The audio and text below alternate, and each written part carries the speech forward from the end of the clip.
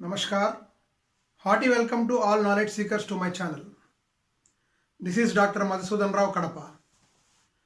In this video, I am going to explain about the importance of performance measurement for any organization which is interested to go for world-class manufacturing.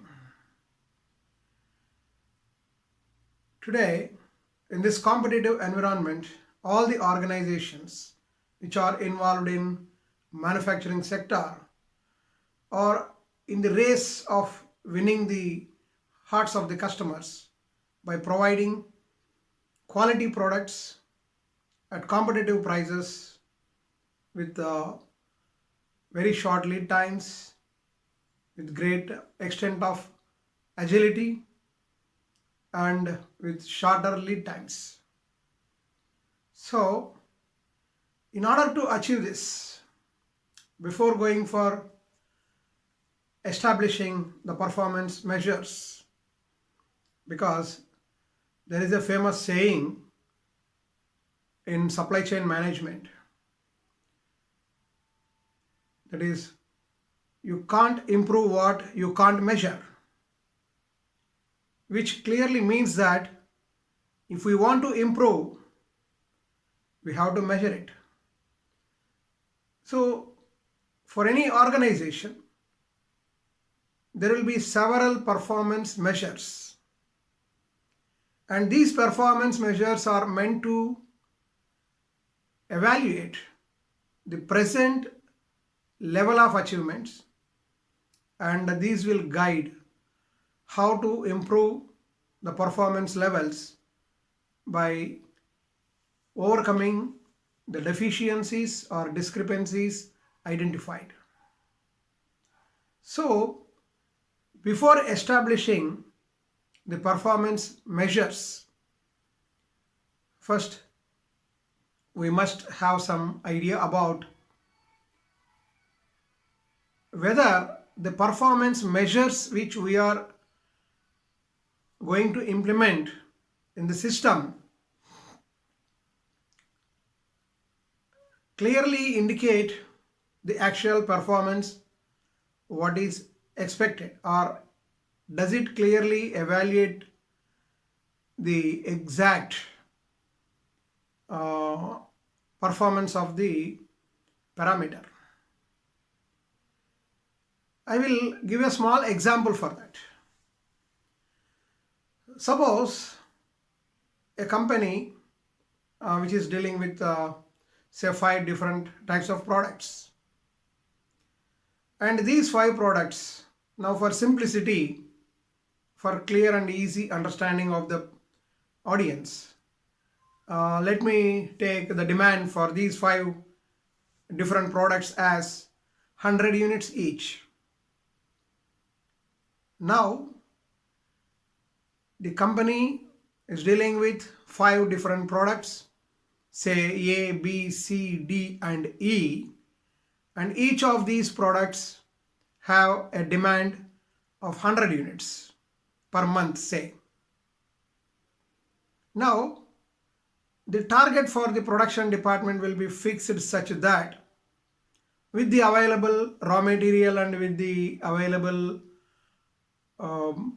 manpower and other infrastructure facilities, and using all these things, they have to produce 100 units of each type of product. Now, altogether, it is 500 units of production per month.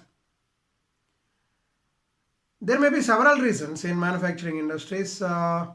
Suppose if it is say a foundry where the pattern may not be ready sometimes, or there may be some damage in the pattern, or the required, maybe 1 or 2 required raw materials may not be available for that particular type of product. In such case, what happens, in order to optimally utilize the available workforce and also the machinery which are used to produce different types of products, the production department will produce those items for which everything is ready. Say in that context, suppose the production department changes its manufacturing plan, like producing 150 units for two products, maybe among A, B, C, D or E. Maybe it has produced 150 units of two products, maybe say A and C. Then naturally the remaining capacity is not sufficient, because since it is producing 150 units of each type, then the remaining 200, the capacity is available to produce 200 units only. Then these 200 units maybe B, D and E, say in any combination, maybe some 75 75 50 or 60 60 80, like that. Then suppose the production department says that at the end of the month we have produced 500 units. So as per its perception, or maybe from production department point of view, it has achieved 100%, because the target was 500 units and the production department is successful in producing 500 units. Forget about the type of product, whether it is A, B or C, whatever it is. Now the production department claims that we have done our job without wasting the resources, without wasting the manpower, or without keeping machines idle. Now coming to the sales. Now when these products, as per the demand, now say as we said, A and C have been overproduced and 50 units of each type will remain in stock. So from sales point of view, if you take, the performance may not be 100%, because they could sell only 400 units, because the remaining items, say B, D and E, which are short of 100 units each. The demand is 100 units, but the actual production is less than that. So the available quantity is not sufficient to meet the market demand for three different products, B, C, B, D and E, say. And A and C have been overproduced, so 100 units still remain in stock. Now as per the sales department, the performance is only 80%, because they could sell 800 units in the market. Now if we adapt any performance measure which is not an indicative of the actual performance, then there is no use of such performance metrics.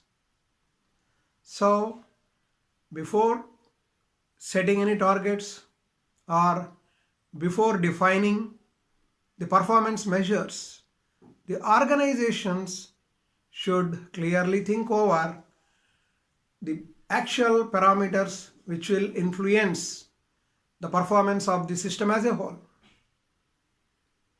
If a system fails, maybe the organization as a whole or any subsystem in that organization, if it fails, it is not because of the culture of the organization, it is not because of the failure of technology, or it is not because of the people working there. It is absolutely the failure in setting the appropriate performance measures. So performance measures play a very, very important role in evaluating how the organization is doing. And once the performance is evaluated with appropriate metrics, then the corrective measures can be taken in order to improve the performance. So those organizations which are aware of these principles can only survive and can only grow in this agile environment. Now you can see in this changing marketing environment where the people, the customers, are looking for so many things. Earlier, only factor for the demand was price, but today people are looking at the product quality, product price as well.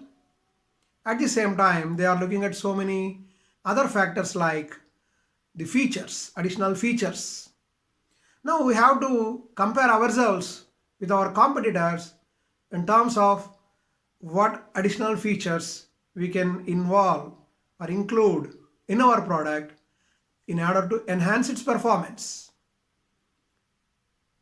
So, along with cost, quality, we have to take care of the features and at the same time the delivery lead times.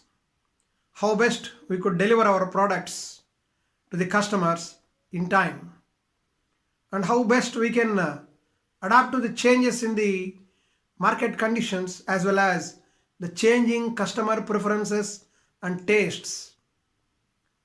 That is the agility to say how agile our production system is in order to meet the customer's requirements in this changing environment. So unless we manage the changes, that's what we call change management.